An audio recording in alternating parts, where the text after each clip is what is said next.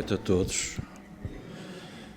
Como já viram, vamos continuar a leitura do livro Jesus no Lar, como podem ver. É uma psicografia de Francisco Cândido Xavier, pelo Espírito Ney Lúcio. E hoje vamos abordar o capítulo 45. Este livro, como já sabemos, os que acompanham mais frequentemente, trata de conversas de Jesus com os seus companheiros da altura. Então, começa assim. Explanavam os aprendizes acaloradamente sobre as necessidades de preparação para o reino divino. Filipe, circunspecto, salientava o impositivo da meditação. Tiago, o mais velho, opinava pelo retiro espiritual. Os discípulos do movimento renovador, a seu ver, deviam isolar-se em zona inacessível ao pecado. João optava pela adoração constante, chegando ao extremo de sugerir o abandono das atividades profissionais por parte de cada um, a fim de poderem entoar hossanas contínuos ao Pai Amantíssimo. Bartolomeu destacava a necessidade do jejum incessante com abstenção de todo o contacto com as pessoas impuras. Chamado à manifestação direta pela palavra indagadora de Simão, Jesus perguntou nominalmente: Pedro, qual é a água que desprende de miasmas de pestilência? Sem dúvida, respondeu o apóstolo intrigado, é água estagnada sem proveito. Sorridente, dirigiu-se ao filho de Alfeu, indagando: Tiago, qual é o peixe que flutua inerte na onda? E responde: é o peixe morto, Senhor.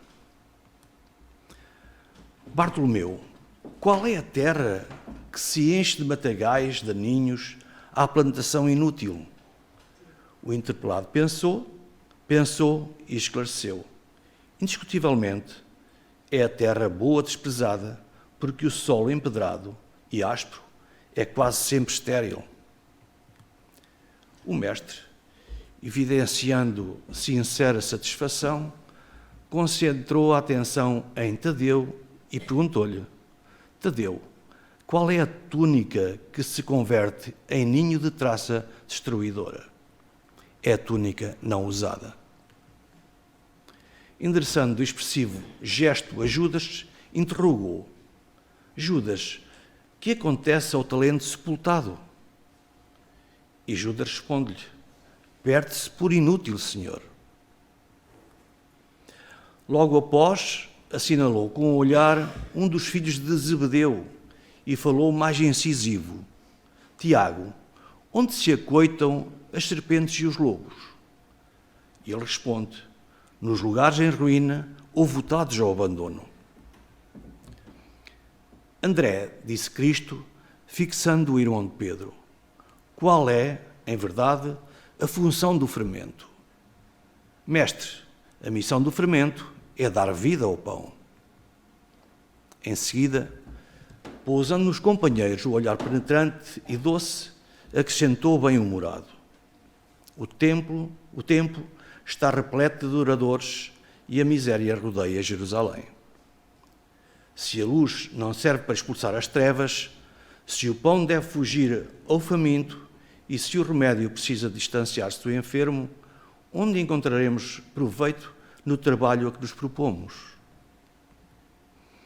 O reino divino guarda o imperativo da ação por ordem fundamental.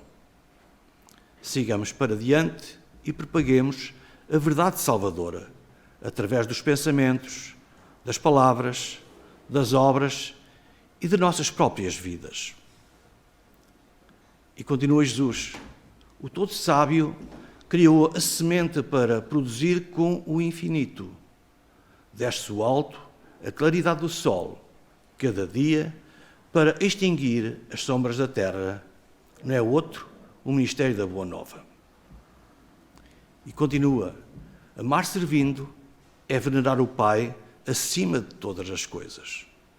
E servir amando é amparar o próximo como a nós mesmos. Pautar-se por estas normas em nosso movimento de redenção é praticar toda a lei. E termina aqui este capítulo. Este capítulo chama-se Imperativo da Ação. E nós fomos ver o que era isto, o imperativo da ação.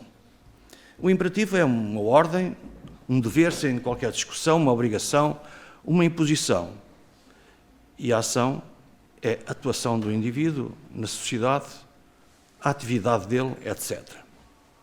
Recorde-se que nesta conversa de Jesus com os seus companheiros, nós estamos no início dos tempos, perante pessoas humildes, pouco evoluídas a todos os níveis, como pedras em bruto que era preciso burilar. Eram ingênuos e altamente influenciados pelas pessoas, pelos espíritos, pelas divindades, eram muito pouco evoluídos. E Jesus, então, no início do capítulo, como vimos, pergunta o que é necessário para a preparação para o reino divino. Filipe, recordemos, dizia que era o impositivo da meditação. A meditação aqui anunciada, aliada à visualização, são instrumentos muito importantes no desenho, na construção das nossas vidas, na vida terrena e na outra, com certeza. São utensílios ao alcance dos humanos para chegar a domínios mais elevados e mesmo ao domínio das nossas vidas. A visualização, que por norma está associada a esta meditação, é a capacidade utilizada por mentes já mais evoluídas para poderem contornar obstáculos, as pedras do caminho, como dizia Fernando Pessoa, para podermos construir as fortificações da nossa alma. Ou seja, pôr em prática o futuro que queremos para nós. E tudo isto, creiam que é possível. Basta o homem querer. O Tiago respondia-lhe, o retiro espiritual, que todas as pessoas se deviam isolar em zona inacessível ao pecado. Dias de hoje, a evolução da humanidade e do conhecimento que temos da doutrina espírita, a resposta não seria bem assim. Mas, como dimos, estamos no princípio dos tempos, praticamente. As sociedades e as pessoas evoluem na medida em que interagem umas com as outras. Foi assim que apareceu o conhecimento científico e que aconteceu a evolução dos tempos até hoje. Desde que o homem descobriu lá atrás a roda, até hoje que põe um foguetão na Lua ou em Marte, muita coisa evoluiu. E também o pensamento humano, obviamente. Tal só conseguiu na conjugação de esforços dos homens e das sociedades. Portanto, digamos que não seria já tão atual dizer que apenas bastava ficar na adoração. João, à mesma pergunta, veio a responder-lhe: adoração constante, chegando ao extremo de sugerir o abandono das atividades profissionais. E seguindo o mesmo raciocínio anterior, praticamente, nós apenas, perante esta resposta, poderíamos dizer que nem só de pão vive o homem, não é? O homem necessita, sim, de pão espiritual, de facto. Necessita de algo que lhe dê razão da sua existência e de caminhar pela vida fora. E de saber a razão desta caminhada. Mas, para a fazer, tem de estar forte, equilibrado, reunir forças e energias para fazer essa mesma caminhada, que é bem longa. E também mostrar aos outros como se faz, ensinar o caminho, às vezes, bem pedregoso que temos à nossa frente.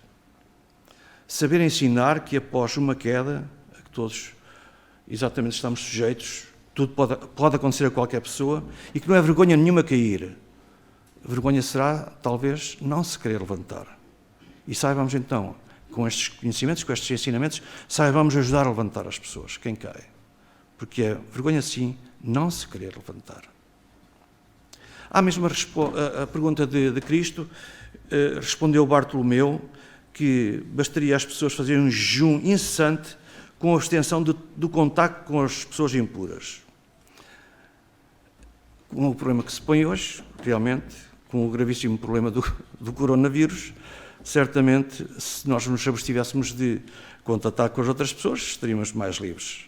Mas o que é certo é que, tal como defende a lei do progresso, temos a obrigação de, interagindo com o próximo, com o outro, com todos, temos a garantia da nossa evolução e é dando que recebemos.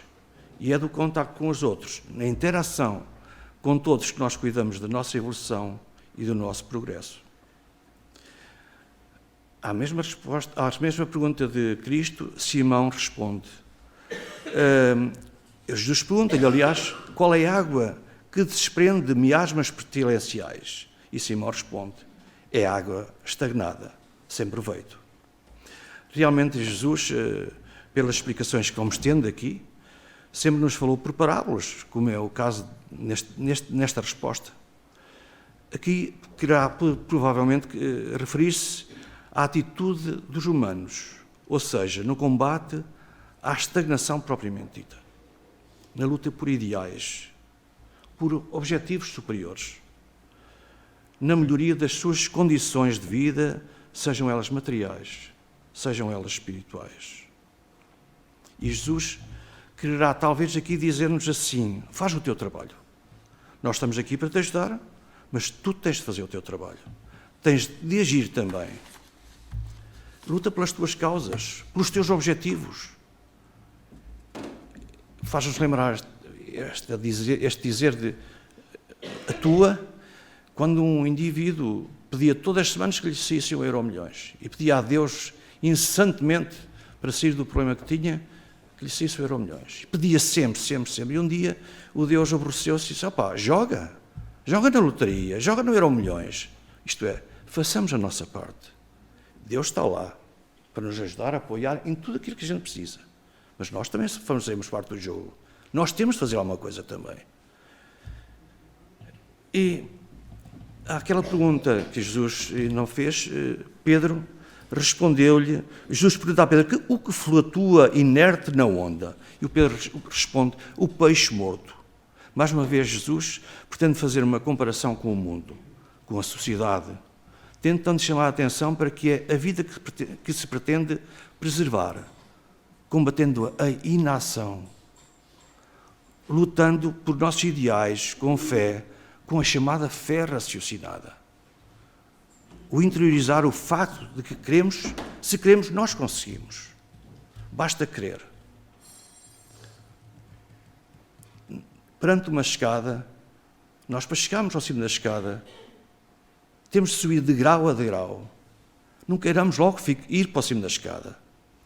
E então cá está a nossa parte do jogo que eu falava há pouco. Construamos o primeiro grau, e depois do primeiro grau, o segundo, o terceiro, e nós chegamos lá. Basta querer. E Jesus perguntou a Tiago, qual é a terra que se enche de matagais, de ninhos, à plantação útil? Tiago respondeu, indiscutivelmente, é a terra boa, desprezada. Aqui de novo o convite ao homem para ser agente ativo na construção da sua vida, nas duas dimensões, na dimensão material e também, claro, na dimensão espiritual. Não deixemos que as ervas daninhas invadam a nossa propriedade, a nossa vida. Arregacemos as mangas e, como se costuma dizer, ponhamos mãos na massa. Trabalhemos. Mantenhamos a nossa aquarela, a nossa vida, como um terreno fértil, onde possamos plantar e que essa planta possa germinar, dar vida de acordo com a lavoura que tivemos feito até aqui. É certo que se nós plantarmos rosas, certamente iremos colher rosas. Mas, como diz o ditado também, quem semeia ventos colhe tempestades. Tenhamos cuidado, muito cuidado, naquilo que efetivamente nós queremos para o nosso futuro, aquilo que nós queremos plantar na nossa vida. E por último, Jesus pergunta a Bartolomeu, qual é a túnica que se converte em ninho da traça destruidora? E Bartolomeu responde, como nós, com certeza, é a túnica que não é usada. De novo o alerta do homem para a ação, para o combate à insatisfação, às frustrações, às dificuldades, sejam elas dificuldades materiais ou dificuldades espirituais. Mantenhamos a par, apanhemos a oportunidade que passa. Não está garantido e para isso basta não fazer nada e aí temos um não. Mas se nós quisermos um sim, trabalhemos para isso, com todas as nossas forças. E, como se costuma dizer por aí, né? Carpe diem, agarra ao dia, trabalha, faz o teu trabalho. Por outro lado, ele convida-nos a abandonar o passado, a fazer as pazes com o homem velho e a passar adiante. A abandonar o antigo, o velho, o usado, o desgastado e a transformar-nos num homem novo. Ou seja, aquilo que tantas vezes é apelado aqui, a fazermos a nossa reforma íntima, que é aqui que está o busilis da questão. Nós, para mudarmos o outro, para mudarmos aquilo que nos rodeia, temos de ser novos, temos de tomar novas atitudes para que as pessoas nos possam seguir também. Jesus pergunta a Tadeu: o que acontece ao talento sepultado? Perde-se por inútil, Senhor.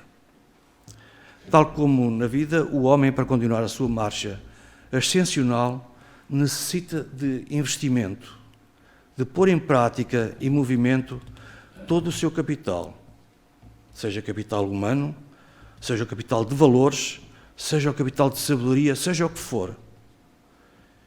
Não é guardando para nós que temos as desejadas mais-valias.